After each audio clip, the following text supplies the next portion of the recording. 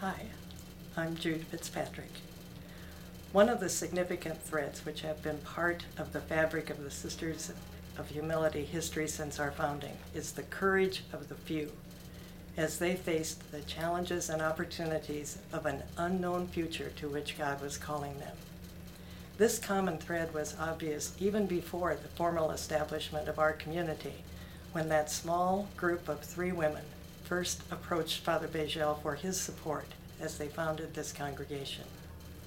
It was even more clearly evident when, 10 years later, 11 sisters left France for this country, sacrificing everything that was familiar and secure, home, family, language, for that unknown future in a strange land. While the courage required by that decision was beyond most of our imaginations, it was not the last time that the sisters would be called to respond to new and emerging needs and take that leap of faith into the unknown.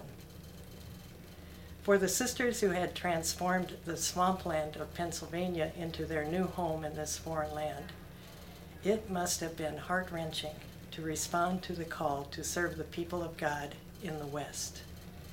The 4 who were sent to Missouri once again left the familiar and secure to plunge into the unknown of service to people 1,000 miles away, at a time when distance and communication would most surely be a challenge.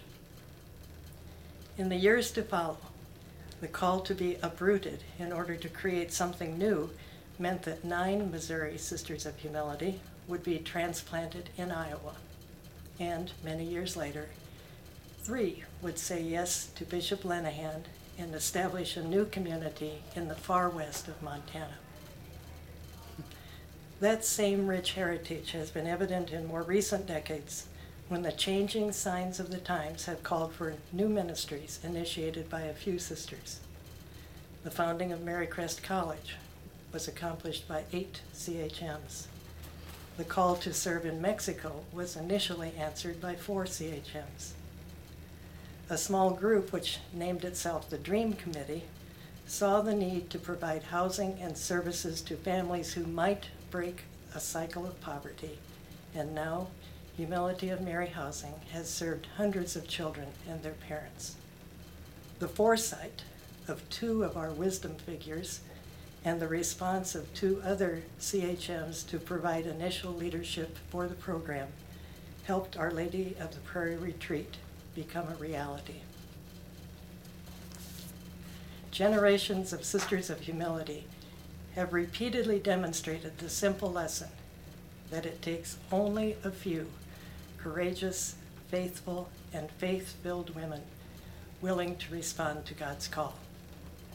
The accompanying common thread in all of these stories is their belief that anything was possible and that these women could respond because they knew God would be with them.